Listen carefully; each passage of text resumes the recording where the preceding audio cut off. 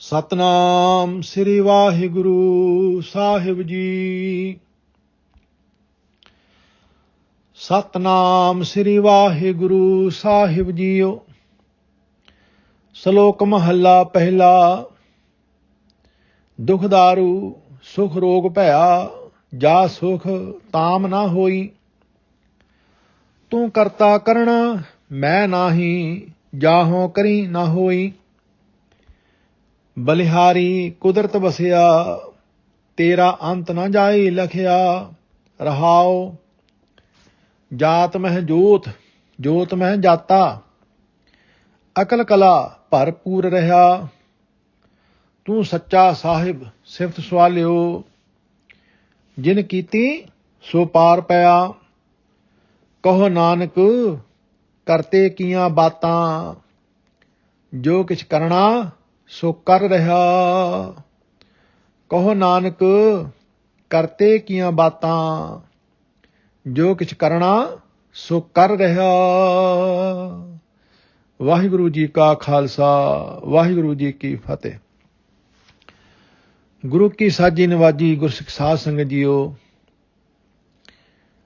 ਅਸੀਂ ਪਿਛਲੇ ਲੰਬੇ ਸਮੇਂ ਤੋਂ ਸਤਿਗੁਰੂ ਗੁਰੂ ਨਾਨਕ ਪਾਤਸ਼ਾਹ ਜੀ ਦੀ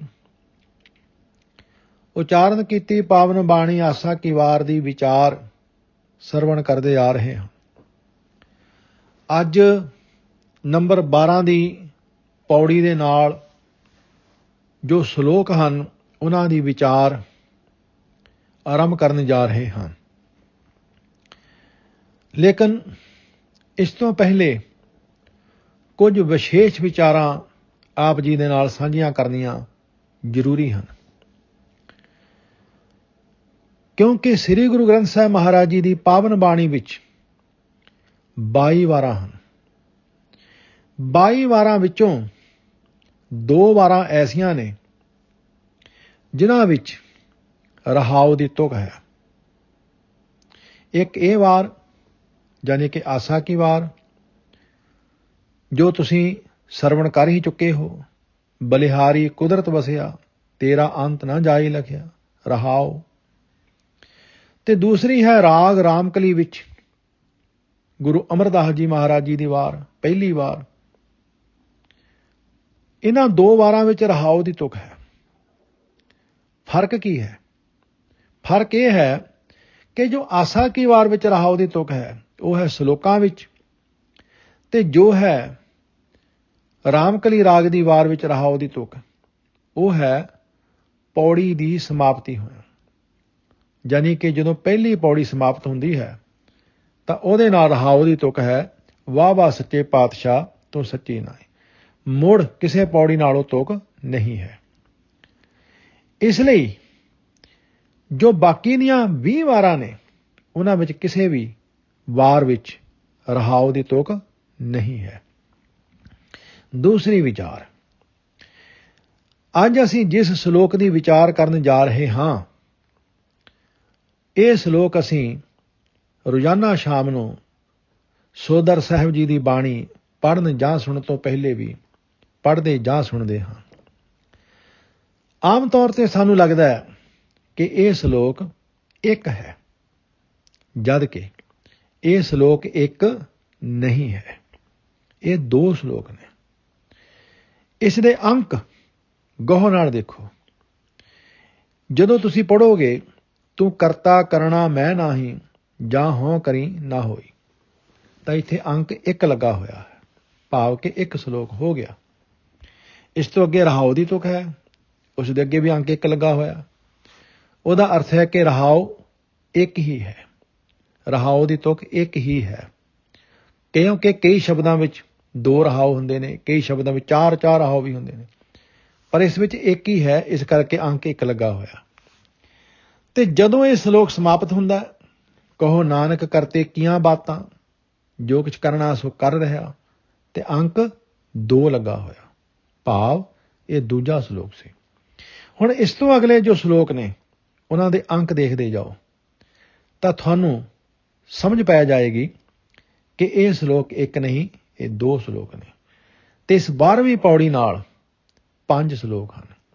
ਸੋ ਅਸੀਂ ਇਹ ਜੋ ਪਹਿਲੇ 2 ਸ਼ਲੋਕ ਨੇ ਇਹਨਾਂ ਦੀ ਵਿਚਾਰ ਕਰਾਂਗੇ, ਪਰ ਇਹ ਵਿਚਾਰ ਅਸੀਂ ਰਹਾਉ ਦੀ ਤੁਕ ਤੋਂ ਆਰੰਭ ਕਰਾਂਗੇ। ਆਓ ਮਨ ਬਿਰਤੀਆਂ ਨੂੰ ਟਿਕਾਈਏ, ਵਿਚਾਰ ਆਰੰਭ ਕਰੀਏ। ਬਲਿਹਾਰੀ ਕੁਦਰਤ ਵਸਿਆ, ਹੇ ਕੁਦਰਤ ਵਿੱਚ ਵਸ ਰਹੇ ਕਰਤਾਰ, ਮੈਂ ਤੈਥੋਂ ਸਦਕੇ ਹਾਂ। ਤੇਰਾ ਅੰਤ ਨਾ ਜਾਏ ਲਖਿਆ, ਰਹਾਉ ਤੇਰਾ ਅੰਤ ਪਾਇਆ ਨਹੀਂ ਜਾ ਸਕਦਾ। ਇਹ ਰਹਾਉ ਦੀ ਤੁਕ ਹੈ। ਰਹਾਉ ਭਾਵ ਠਹਿਰਨਾ, ਰੁਕਣਾ। ਜਦੋਂ ਅਸੀਂ ਰਹਾਉ ਦੀ ਤੁਕ ਨੂੰ ਵਿਚਾਰ ਲਵਾਂਗੇ, ਜੋ ਬਾਕੀ ਦੀਆਂ ਤੁਕਾਂ ਨੇ ਉਹਨਾਂ ਦੇ ਅਰਥ ਸਾਨੂੰ ਸਮਝ ਪੈਣੇ ਬਹੁਤ ਸੌਖੇ ਹੋ ਜਾਣਗੇ। ਇਸ ਰਹਾਉ ਦੀ ਤੁਕ ਵਿੱਚ ਮਹਾਰਾਜ ਗੁਰੂ ਨਾਨਕ ਸਾਹਿਬ ਜੀ ਮਹਾਰਾਜ ਉਸ ਅਕਾਲ ਪੁਰਖ ਵਾਹਿਗੁਰੂ ਨੂੰ ਇਸ ਕਾਇਨਾਤ ਵਿੱਚ ਦੇਖਦੇ ਹਨ, ਇਸ ਕੁਦਰਤ ਵਿੱਚ ਦੇਖਦੇ ਹਨ, ਇਸ ਖਲਕਤ ਵਿੱਚ ਵੇਖਦੇ ਹਨ। ਜਦੋਂ ਗੁਰੂ ਨਾਨਕ ਪਾਤਸ਼ਾਹ ਜੀ ਨੇ ਇਸ ਕੁਦਰਤ ਵਿੱਚ, ਇਸ ਕਾਇਨਾਤ ਵਿੱਚ, ਇਸ ਬ੍ਰਹਿਮੰਡ ਵਿੱਚ ਵਸਦੇ ਹੋਏ ਉਸ ਪ੍ਰਮਾਤਮਾ ਨੂੰ ਦੇਖਿਆ ਤਾਂ ਹਜ਼ੂਰ ਦੀ ਰਸਨਾ ਤੋਂ ਇਹ ਬੋਲ ਨਿਕਲੇ, ਬਲਿਹਾਰੀ ਕੁਦਰਤ ਵਸਿਆ। ਹੇ ਕੁਦਰਤ ਵਿੱਚ ਵਸ ਰਹੇ, ਹੇ ਖਲਕਤ ਵਿੱਚ ਵਸ ਰਹੇ ਪ੍ਰਭੂ ਜੀ, ਮੈਂ ਬਲਿਹਾਰ ਹਾਂ ਤੇਰੇ ਤੋਂ, ਸਦਕੇ ਹਾਂ ਤੇਰੇ ਤੋਂ।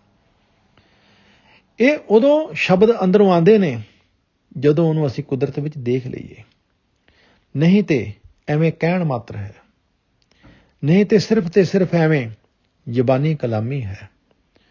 ਗੁਰੂ ਨਾਨਕ ਸਾਹਿਬ ਜੀ ਮਹਾਰਾਜ ਨੇ ਇਸ ਵਸਦੇ ਹੋਏ ਸੰਸਾਰ ਵਿੱਚ ਉਸ ਨਿਰੰਕਾਰ ਨੂੰ ਦੇਖਿਆ ਤੇ ਅੰਦਰੋਂ ਸ਼ਬਦ ਆਏ, ਵਿਸਮਾਦ ਨਾਦ, ਵਿਸਮਾਦ ਵੇਦ, ਵਿਸਮਾਦ ਜੀ, ਵਿਸਮਾਦ ਭੇਦ।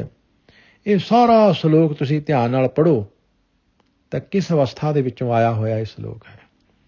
ਇਹ ਉਹ ਅਵਸਥਾ ਜਦੋਂ ਇਸ ਪੂਰੀ ਕਾਇਨਾਤ ਵਿੱਚ ਵਸਦੇ ਹੋਏ ਉਸ ਪਰਮੇਸ਼ਰ ਨੂੰ ਦੇਖ ਲਈਏ ਤਾਂ ਅੰਦਰੋਂ ਉਹਨਾਂ ਮਹਾਂਪੁਰਖਾਂ ਦੇ ਅੰਦਰੋਂ ਐਸੇ ਬਚਨ ਫਿਰ ਆਉਂਦੇ ਹਨ। ਸਤਿਗੁਰੂ ਗੁਰੂ ਨਾਨਕ ਪਾਤਸ਼ਾਹ ਜੀ ਸਮਝਾਉਂਦੇ ਨੇ ਕਿ ਭਾਈ, ਉਹ ਪ੍ਰਮਾਤਮਾ ਖਲਕਤ ਵਿੱਚ ਵਸਿਆ ਹੋਇਆ, ਇਸ ਕਾਇਨਾਤ ਵਿੱਚ ਵਸਿਆ ਹੋਇਆ, ਪਰ ਮਨੁੱਖ ਉਸ ਪ੍ਰਮਾਤਮਾ ਨੂੰ ਪਹਿਚਾਣਦਾ ਨਹੀਂ ਹੈ। ਇਸ ਖਲਕਤ ਵਿੱਚ ਵਸਦੇ ਹੋਏ ਨਿਰੰਕਾਰ ਨੂੰ ਇਹ ਮਨੁੱਖ ਦੇਖਦਾ ਨਹੀਂ ਹੈ, ਪਹਿਚਾਣਦਾ ਨਹੀਂ ਹੈ। ਇਹ ਫਸ ਗਿਆ ਹੈ ਦੁਨਿਆਵੀ ਸੁੱਖਾਂ ਵਿੱਚ, ਇਹ ਫਸ ਗਿਆ ਹੈ ਦੁਨਿਆਵੀ ਐਸ਼ੋ ਇਸ਼ਰਤ ਵਿੱਚ।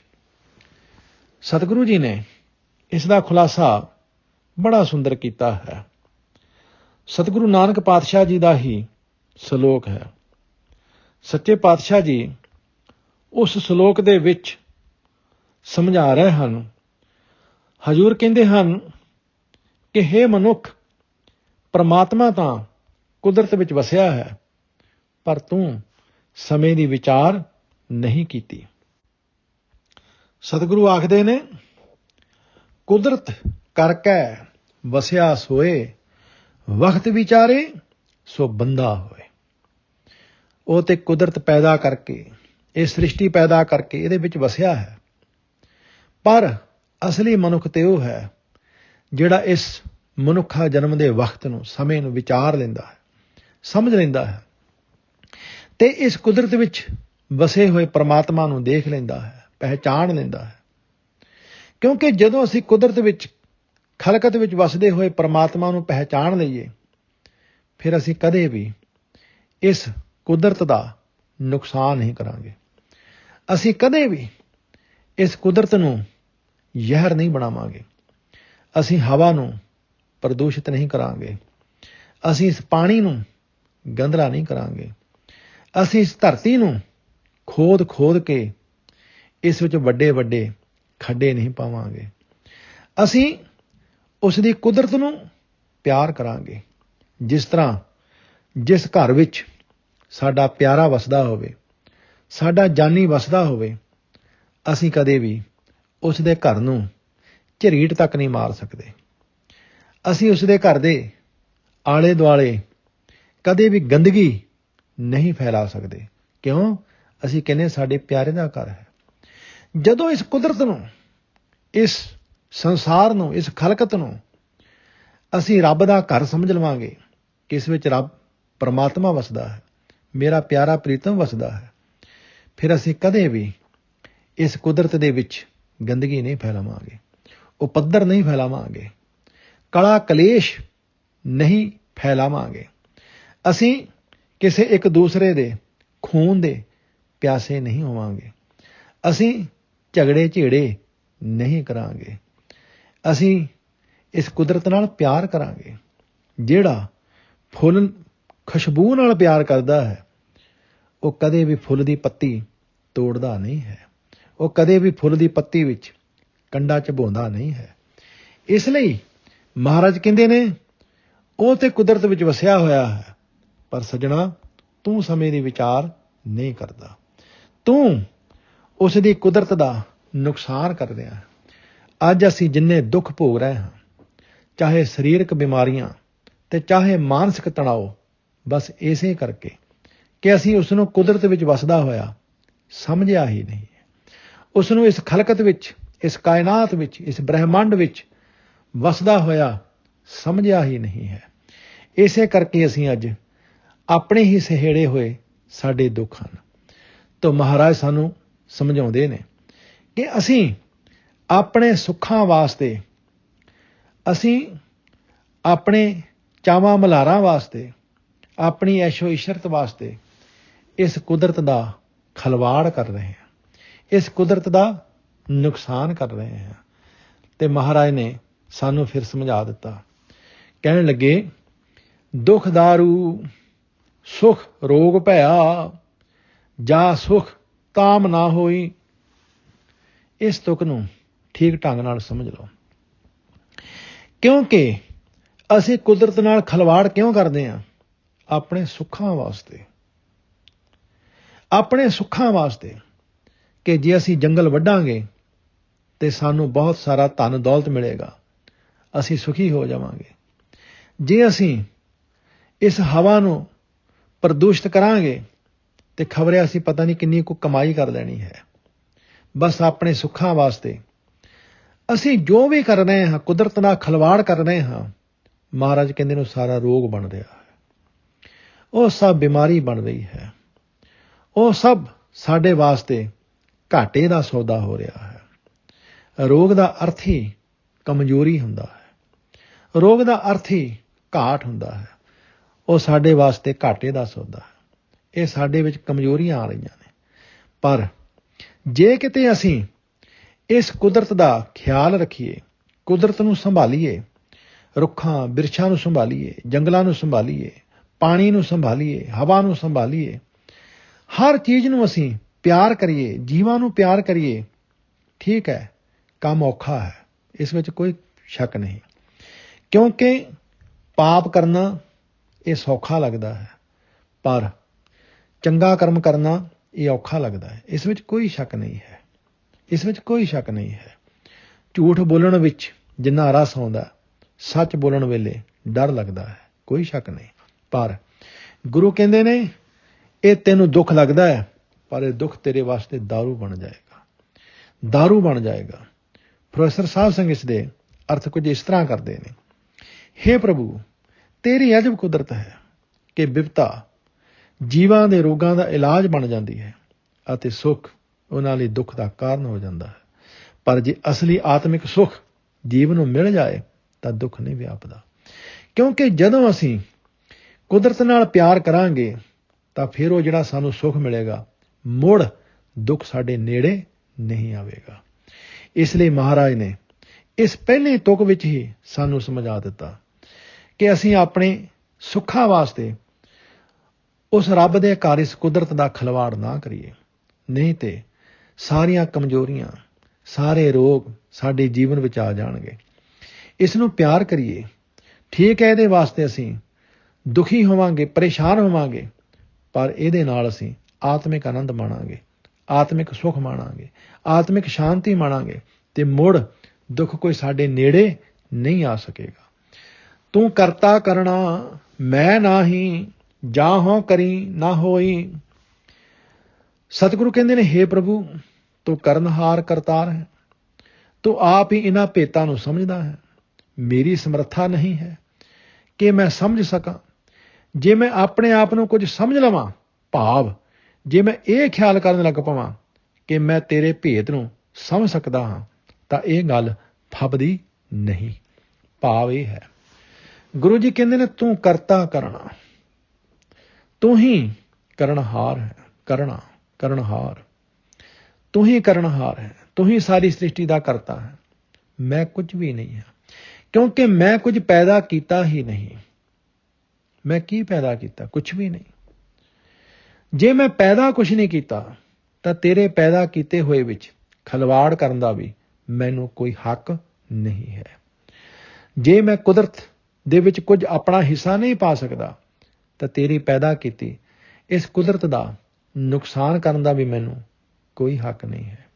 ਜੇ ਮੈਂ ਇਹ ਕਹਾਂ ਕਿ ਮੈਂ ਵੀ ਕੁਝ ਕਰਦਾ ਹਾਂ, ਮੇਰੀ ਵੀ ਕੋਈ ਸਮਰੱਥਾ ਹੈ, ਮੇਰੀ ਵੀ ਕੋਈ ਪਾਇਆ ਹੈ, ਮਹਾਰਾਜ ਕਹਿੰਦੇ ਨੇ, ਮੇਰੀ ਬੇਸਮਝੀ ਹੈ, ਇਹ ਮੇਰੀ ਨਾਦਾਨੀ ਹੈ।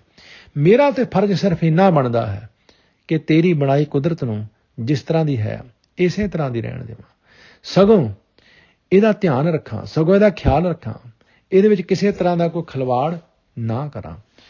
ਅੱਗੇ ਰਹਾਉ ਦੀ ਤੁਕ ਮਹਾਰਾਜ ਨੇ ਬਖਸ਼ਿਸ਼ ਕੀਤੀ ਹੈ। ਬਲਿਹਾਰੀ ਕੁਦਰਤ ਵਸਿਆ, ਤੇਰਾ ਅੰਤ ਨਾ ਜਾਈ ਲਖਿਆ। ਹੇ ਕੁਦਰਤ ਵਿੱਚ ਵਸ ਰਹੇ ਕਰਤਾਰ, ਮੈਂ ਤੇਥੋਂ ਸਦਕੇ ਹਾਂ, ਤੇਰਾ ਅੰਤ ਪਾਇਆ ਨਹੀਂ ਜਾ ਸਕਦਾ। ਇਹ ਰਹਾਉ ਦੀ ਤੁਕ ਹੈ। ਅੱਗੇ ਗੁਰੂ ਜੀ ਕਿਰਪਾ ਕਰਦੇ ਨੇ, ਜਾਤ ਮਹਿ ਜੋਤ, ਜੋਤ ਮਹਿ ਜਾਤਾ, ਅਕਲ ਕਲਾ ਭਰਪੂਰ ਰਿਹਾ। ਜਾਤ ਸ੍ਰਿਸ਼ਟੀ, ਜੋਤ ਰੱਬ ਦਾ ਨੂਰ, ਜੋਤ ਮੈਂ ਸਾਰੀਆਂ ਜੋਤੀਆਂ ਵਿੱਚ, ਸਾਰੇ ਜੀਵਾਂ ਵਿੱਚ, ਜਾਤਾ ਵੇਖਿਆ ਜਾਂਦਾ, ਦਿਸ ਰਿਹਾ। ਅਕਲ ਸੰਪੂਰਨ, ਕਲਾ ਟੋਟਾ ਹਿੱਸਾ। ਅਕਲ ਕਲਾ ਜਿਸ ਦੇ ਵੱਖੋ ਵੱਖਰੇ ਟੋਟੇ ਨਾ ਹੋਣ, ਇੱਕ ਰਸ ਸੰਪੂਰਨ ਪ੍ਰਭੂ। ਸਤਿਗੁਰੂ ਜੀ ਕਹਿੰਦੇ ਨੇ, ਸਾਰੀ ਸ੍ਰਿਸ਼ਟੀ ਵਿੱਚ ਤੇਰਾ ਹੀ ਨੂਰ ਵਸ ਰਿਹਾ ਹੈ, ਸਾਰੇ ਜੀਵਾਂ ਵਿੱਚ ਤੇਰਾ ਹੀ ਪ੍ਰਕਾਸ਼ ਹੈ। ਤੂੰ ਸਭ ਥਾਈਂ ਇੱਕ ਰਸ ਵਿਆਪਕ ਹੈ। ਭਾਵ ਉਸੇ ਭਾਵ ਨੂੰ ਗੁਰੂ ਸਾਹਿਬ ਜੀ ਨੇ ਫੇਰ ਦੁਹਰਾਇਆ ਹੈ। ਰਹਾਉ ਵਾਲੇ ਪਦ ਨੂੰ ਹੀ ਮਹਾਰਾਜ ਨੇ ਫੇਰ ਚੰਗੀ ਤਰ੍ਹਾਂ ਹੋਰ ਸਪਸ਼ਟ ਕੀਤਾ ਹੈ ਕਿ ਹੇ ਵਾਹਿਗੁਰੂ, ਤੂੰ ਸਾਰਿਆਂ ਦੇ ਵਿੱਚ ਵਸ ਰਿਹਾ ਹੈ। ਸਤਿਗੁਰੂ ਜੀ ਦਾ ਇੱਕ ਬਚਨ ਹੈ, ਰਾਗ ਮਾਰੂ ਦੱਖਣਿਆਂ ਦੇ ਵਿੱਚ। ਸੱਚੇ ਪਾਤਸ਼ਾਹ ਜੀ ਸਮਝਾਉਂਦੇ ਨੇ, ਡੂੰਗਰ ਜਲਾ ਥਲਾ, ਭੂਮ ਬਨਾ ਫਲ ਕੰਦਰਾਂ, ਪਾਤਾਲਾਂ ਆਕਾਸ਼ ਪੂਰਨ ਹਵ ਘਟਾਂ, ਨਾਨਕ ਪੇਖ ਜੀਓ ਇਕਤ ਸੂਤ ਪਰੋਤੀਆ। ਹੇ ਵਾਹਿਗੁਰੂ, ਪਹਾੜਾਂ ਵਿੱਚ, ਸਮੁੰਦਰਾਂ ਵਿੱਚ, ਰੇਤਲੇ ਥਾਵਾਂ ਵਿੱਚ, ਧਰਤੀ ਵਿੱਚ, ਜੰਗਲਾਂ ਵਿੱਚ, ਫਲਾਂ ਵਿੱਚ, ਗੁਫਾ ਵਿੱਚ, ਪਤਾਲ ਆਕਾਸ਼ ਵਿੱਚ, ਸਾਰੇ ਹੀ ਸਰੀਰਾਂ ਵਿੱਚ ਹੇ ਵਾਹਿਗੁਰੂ ਤੂੰ ਵਿਆਪਕ ਹੈ। ਸੱਚੇ ਪਾਤਸ਼ਾਹ ਕਹਿੰਦੇ ਨੇ, ਤੂੰ ਆਪਣੇ ਹੁਕਮ ਰੂਪੀ ਸੂਤਰ ਵਿੱਚ ਇਹ ਸਾਰੀ ਸ੍ਰਿਸ਼ਟੀ ਨੂੰ ਪਰੋਇਆ ਹੋਇਆ ਹੈ। ਤੂੰ ਘਟ ਘਟ ਅੰਤਰ, ਸਰਬ ਨਿਰੰਤਰ ਜੀ, ਹਰ ਇੱਕੋ ਪੁਰਖ ਸਮਾਣਾ। ਤੂੰ ਸਾਰਿਆਂ ਵਿੱਚ ਅਕਲ ਕਲਾ, ਇੱਕ ਰਸ। ਅਕਲ ਕਲਾ, ਕਈ ਵਿਦਵਾਨ ਇਸ ਦਾ ਅਰਥ ਇੰਝ ਵੀ ਕਰਦੇ ਨੇ ਕਿ ਅਕਲ ਉਹ ਕਲਪਨਾ ਤੋਂ ਰਹਿਤ ਹੈ, ਉਹ ਕਿਸੇ ਦੀ ਬਣਾਈ ਹੋਈ ਮੂਰਤੀ ਨਹੀਂ ਹੈ।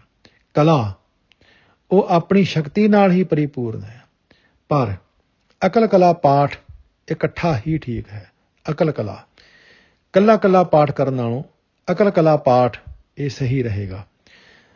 ਭਾਈ ਕਾਹਨ ਸਿੰਘ ਨਾਭਾ ਨੇ ਵੀ ਅਕਲ ਕਲਾ ਪਾਠ ਇਕੱਠਾ ਹੀ ਦਿੱਤਾ ਹੈ। ਪ੍ਰੋਫੈਸਰ ਸਾਹਿਬ ਸਿੰਘ ਜੀ ਨੇ ਵੀ ਅਕਲ ਕਲਾ ਦਾ ਅਰਥ ਦਿੱਤਾ ਹੈ, ਜਿਸ ਦੇ ਵੱਖਰੇ ਵੱਖਰੇ ਟੋਟੇ ਨਾ ਹੋਣ। ਇੱਕ ਰਸ ਸੰਪੂਰਨ ਪ੍ਰਭੂ, ਅਕਲ ਕਲਾ ਉਹ ਪਰਮਾਤਮਾ ਇੱਕ ਰਸ ਨਿਰੰਤਰ ਸਾਰਿਆਂ ਵਿੱਚ ਵਿਆਪਕ ਹੈ। ਤੂੰ ਸੱਚਾ ਸਾਹਿਬ, ਸਿਫਤ ਸਵਾਲਿਓ, ਜਿਨ ਕੀਤੀ ਸੋ ਪਾਰ ਪਿਆ। ਸਵਾਲਿਓ ਸੋਹਣੀ ਸੁੰਦਰ, ਜਿਨ ਕੀਤੀ, ਜਿਸਨੇ ਤੇਰੀ ਵਡਿਆਈ ਕੀਤੀ। ਭਾਵ ਹੇ ਪ੍ਰਭੂ, ਤੂੰ ਸਦਾ ਸਥਿਰ ਰਹਿਣ ਵਾਲਾ ਹੈ। ਤੇਰੀਆਂ ਸੋਹਣੀਆਂ ਵਡਿਆਈਆਂ ਹਨ। ਜਿਸ ਨੇ ਤੇਰੇ ਗੁਣ ਗਾਏ ਹਨ, ਉਹ ਸੰਸਾਰ ਸਮੁੰਦਰ ਤੋਂ ਤਰ ਗਏ ਹਨ। ਮਹਾਰਾਜ ਜੀ ਨੇ ਸਮਝਾਇਆ, ਹੇ ਵਾਹਿਗੁਰੂ, ਤੇਰੀਆਂ ਵਡਿਆਈਆਂ ਅਤੀ ਸੁੰਦਰ। ਜਿਹੜਾ ਤੇਰੀ ਵਡਿਆਈ ਕਰਦਾ ਹੈ, ਤੇਰੀ ਸਿਫਤੋ ਸਲਾਹ ਕਰਦਾ ਹੈ, ਭਾਵ ਜਿਹੜਾ ਤੈਨੂੰ ਇਸ ਕੁਦਰਤ ਵਿੱਚ, ਇਸ ਕਾਇਨਾਤ ਵਿੱਚ ਵੇਖ ਕੇ ਕਹਿ ਉੱਠਦਾ ਹੈ, ਬਲਿਹਾਰੀ ਕੁਦਰਤ ਵਸਿਆ, ਹੇ ਕੁਦਰਤ ਵਿੱਚ ਵਸ ਰਹੇ ਪ੍ਰਭੂ, ਮੈਂ ਬਲਿਹਾਰ ਹਾਂ ਤੇਰੇ ਤੋਂ। ਜਦੋਂ ਇਸ ਤਰ੍ਹਾਂ ਦੀ ਅੰਦਰੋਂ ਹੂਕ ਆਉਂਦੀ ਹੈ, ਜਦੋਂ ਇਸ ਤਰ੍ਹਾਂ ਦੀ ਅੰਦਰੋਂ ਆਵਾਜ਼ ਆਉਂਦੀ ਹੈ, ਮਹਾਰਾਜ ਕਹਿੰਦੇ ਨੇ ਉਹ ਪਾਰ ਹੋ ਗਿਆ ਹੈ, ਉਹ ਕਿਸੇ ਕਿਨਾਰੇ ਲੱਗ ਗਿਆ ਹੈ, ਉਹ ਕਿਸੇ ਬੰਨੇ ਕੰਢੇ ਲੱਗ ਗਿਆ ਹੈ, ਉਹਨੇ ਆਪਣਾ ਜੀਵਨ ਸਫਲ ਕਰ ਲਿਆ ਹੈ, ਕਿਉਂਕਿ ਉਹ ਉਸ ਪਰਮ ਰਸ ਤੱਕ, ਉਸ ਪਰਮ ਆਨੰਦ ਤੱਕ ਪਹੁੰਚ ਚੁੱਕਾ ਹੈ। ਉਹ ਜ਼ਬਾਨੀ ਕਲਾਮੀ ਗੱਲਾਂ ਕਰਨ ਨਾਲੋਂ, ਜ਼ਬਾਨੀ ਕਲਾਮੀ ਤੇਰੀਆਂ ਸਿਫਤਾਂ ਕਰਨ ਨਾਲੋਂ ਬਹੁਤ ਉਤਾਂਹ ਉੱਠ ਚੁੱਕਾ ਹੈ। ਉਹ ਅਨੁਭਵ ਦੀ ਅਵਸਥਾ ਦੇ ਵਿੱਚ ਪਹੁੰਚ ਚੁੱਕਾ ਹੈ। ਕਹੋ ਨਾਨਕ ਕਰਤੇ ਕੀਆਂ ਬਾਤਾਂ, ਜੋ ਕਿਛ ਕਰਨਾ ਸੋ ਕਰ ਰਿਹਾ। ਸੱਚੇ ਪਾਤਸ਼ਾਹ ਜੀ ਆਖਦੇ ਨੇ, ਕਹੋ ਨਾਨਕ ਕਰਤੇ ਕੀਆਂ ਬਾਤਾਂ, ਕਰਤੇ ਕੀਆਂ ਬਾਤਾਂ, ਕਰਤਾਰ ਦੀਆਂ ਗੱਲਾਂ। ਹਜ਼ੂਰ ਕਹਿੰਦੇ ਨੇ, ਹੇ ਨਾਨਕ, ਤੂੰ ਵੀ ਕਰਤਾਰ ਦੀ ਸਿਫਤ ਸਲਾਹ ਕਰ ਤੇ ਆਖ ਕਿ ਪ੍ਰਭੂ ਜੋ ਕੁਝ ਕਰਨਾ ਚੰਗਾ ਸਮਝਦਾ ਹੈ ਉਹ ਕਰ ਰਿਹਾ ਹੈ, ਭਾਵ ਉਸ ਦੇ ਕੰਮਾਂ ਵਿੱਚ ਕਿਸੇ ਦਾ ਦਖਲ ਨਹੀਂ ਹੈ। ਸਤਿਗੁਰੂ ਜੀ ਨੇ ਇਸ ਤੁਕ ਵਿੱਚ ਸਮਝਾਇਆ ਹੈ ਕਿ ਵਾਹਿਗੁਰੂ ਉਹਨੇ ਜੋ ਕਰਨਾ ਹੈ ਉਹ ਕਰ ਰਿਹਾ ਹੈ। ਉਹ ਕੋਈ ਵਿਉਂਤਬੰਦੀ ਨਹੀਂ ਕਰਦਾ, ਉਹ ਕੋਈ ਪਲੈਨਿੰਗ ਨਹੀਂ ਕਰਦਾ, ਉਹ ਕਿਸੇ ਦੀ ਸਲਾਹ ਨਹੀਂ ਲੈਂਦਾ, ਉਹ ਕੋਈ ਪਹਿਲਾਂ ਵਿਚਾਰ ਨਹੀਂ ਕਰਦਾ ਇੰਨੇ ਸਮੇਂ ਤੋਂ ਬਾਅਦ ਮੈਂ ਇਹ ਕਰਨਾ ਉਹ ਕਰਨਾ, ਬਿਲਕੁਲ ਨਹੀਂ। ਉਹ ਤਾਂ ਕਰ ਰਿਹਾ ਹੈ, ਉਹਦੇ ਫੁਰਨੇ ਨਾਲ ਸਭ ਕੁਝ ਹੋ ਰਿਹਾ ਹੈ, ਉਹਦੇ ਸੰਕਲਪ ਨਾਲ ਸਭ ਕੁਝ ਹੋ ਰਿਹਾ ਹੈ। ਕਿਸੇ ਮਨੁੱਖ ਨੂੰ ਸੋਚਣ ਦਾ ਮੌਕਾ ਹੀ ਨਹੀਂ ਮਿਲਦਾ, ਕਿਉਂਕਿ ਮਨੁੱਖ ਨੂੰ ਸੋਚਣ ਦਾ ਮੌਕਾ ਤਾਂ ਮਿਲੇ ਜੇ ਪ੍ਰਮਾਤਮਾ ਕਈ ਮਹੀਨੇ, ਕਈ ਸਾਲ ਪਹਿਲਾਂ ਵਿਉਂਤਬੰਦੀ ਕਰਦਾ ਹੋਵੇ, ਕੋਈ ਤਰਕੀਬ ਬਣਾਉਂਦਾ ਹੋਵੇ ਕਿ ਇੰਨੇ ਸਾਲ ਬਾਅਦ ਮੈਂ ਇਹ ਕਰਨਾ, ਉੱਨੇ ਸਾਲ ਬਾਅਦ ਮੈਂ ਇਹ ਕਰਨਾ। ਫਿਰ ਤੇ ਮਨੁੱਖ ਹੋ ਸਕਦਾ ਲੀਕਆਊਟ ਹੋ ਜਾਏ, ਹੋ ਸਕਦਾ ਕਿਤੇ ਮਨੁੱਖ ਨੂੰ ਪਤਾ ਚੱਲ ਜਾਏ, ਕਿਤੇ ਭੇਤ ਖੁੱਲ੍ਹ ਜਾਏ ਰੱਬ ਦਾ, ਤੇ ਮਨੁੱਖ ਕਹਿ ਸਕਦਾ ਹੈ ਕਿ ਇਸ ਸੰਨ ਵਿੱਚ ਆਹ ਹੋਣ ਵਾਲਾ ਹੈ, ਇਸ ਦਿਨ ਆਹ ਹੋਣ ਵਾਲਾ ਹੈ, ਫਿਰ ਤੇ ਮੰਨਿਆ ਜਾ ਸਕਦਾ। ਲੇਕਿਨ ਪ੍ਰਮਾਤਮਾ ਇਸ ਤਰ੍ਹਾਂ ਦਾ ਕੁਝ ਕਰਦਾ ਹੀ ਨਹੀਂ, ਕੁਛ ਵੀ ਐਸਾ ਨਹੀਂ ਕਰਦਾ ਕਿ ਜੋ ਮਨੁੱਖ ਨੂੰ ਸਮਝ ਪੈ ਜਾਏ, ਜਿਸ ਦਾ ਭੇਦ ਖੁੱਲ੍ਹ ਜਾਏ, ਜੋ ਮਨੁੱਖ ਚੁਰਾ ਸਕੇ, ਜਿਸ ਦਾ ਭੇਦ ਪਹਿਲਾਂ ਹੀ ਮਨੁੱਖ ਖੋਲ੍ਹ ਦੇਵੇ। ਐਸਾ ਕੁਝ ਪ੍ਰਮਾਤਮਾ ਕਰਦਾ ਹੀ ਨਹੀਂ ਹੈ। ਇਸ ਲਈ ਬਾਬਾ ਕਬੀਰ ਕਹਿੰਦੇ ਨੇ, ਕਬੀਰ ਝੰਖ ਨਾ ਝੰਖੀਐ, ਤੁਮਰੋ ਕਹਿਓ ਨਾ ਹੋਏ, ਕਰਮ ਕਰੀਮ ਜੋ ਕਰ ਰਹੇ, ਮੇਟ ਨਾ ਸਾਕੈ ਕੋਇ। ਹਜ਼ੂਰ ਕਹਿੰਦੇ ਨੇ, ਪ੍ਰਮਾਤਮਾ ਨੇ ਜੋ ਕਰਨਾ ਹੈ ਬਸ ਉਹ ਕਰ ਰਿਹਾ ਹੈ। ਸਤਿਗੁਰੂ ਜੀ ਨੇ ਸਾਨੂੰ ਅੱਜ ਦੀਆਂ ਵਿਚਾਰਾਂ ਵਿੱਚ ਇਹੀ ਸਮਝਾਇਆ ਹੈ ਕਿ ਇਹ ਮਨੁੱਖ, ਉਹ ਪ੍ਰਮਾਤਮਾ ਇਸ ਕੁਦਰਤ ਵਿੱਚ ਵਸਿਆ ਹੈ। ਇਸ ਕੁਦਰਤ ਨਾਲ ਪਿਆਰ ਕਰ, ਇਸ ਸ੍ਰਿਸ਼ਟੀ ਨਾਲ ਪਿਆਰ ਕਰ, ਆਪਣੇ ਅੰਦਰੋਂ ਈਰਖਾ ਦਵੈਸ਼ ਨੂੰ ਬਾਹਰ ਕੱਢ, ਤੇ ਇਸ ਕੁਦਰਤ ਨੂੰ ਪਿਆਰ ਕਰੇਗਾ ਤਾਂ ਤੇਰੇ ਦੁੱਖ ਦਾਰੂ ਬਣ ਜਾਣਗੇ। ਮਾਨੋ ਤੇਰੇ ਜੀਵਨ ਵਿੱਚ ਆਨੰਦ ਹੀ ਆਨੰਦ ਬਣ ਜਾਏਗਾ। ਲੇਕਿਨ ਜਿਨ੍ਹਾਂ ਸੁੱਖਾਂ ਵਾਸਤੇ ਤੂੰ ਇਹ ਕੁਦਰਤ ਦਾ ਖਿਲਵਾੜ ਕਰਦਾ ਹੈ, ਇਹ ਤੇਰੇ ਵਾਸਤੇ ਰੋਗ ਬਣ ਜਾਣਗੇ, ਤੇਰੇ ਵਾਸਤੇ ਘਾਟੇ ਦਾ ਸੌਦਾ ਹੋਵੇਗਾ। ਵਾਹਿਗੁਰੂ ਜੀ ਕਾ ਖਾਲਸਾ, ਵਾਹਿਗੁਰੂ ਜੀ ਕੀ ਫਤਿਹ।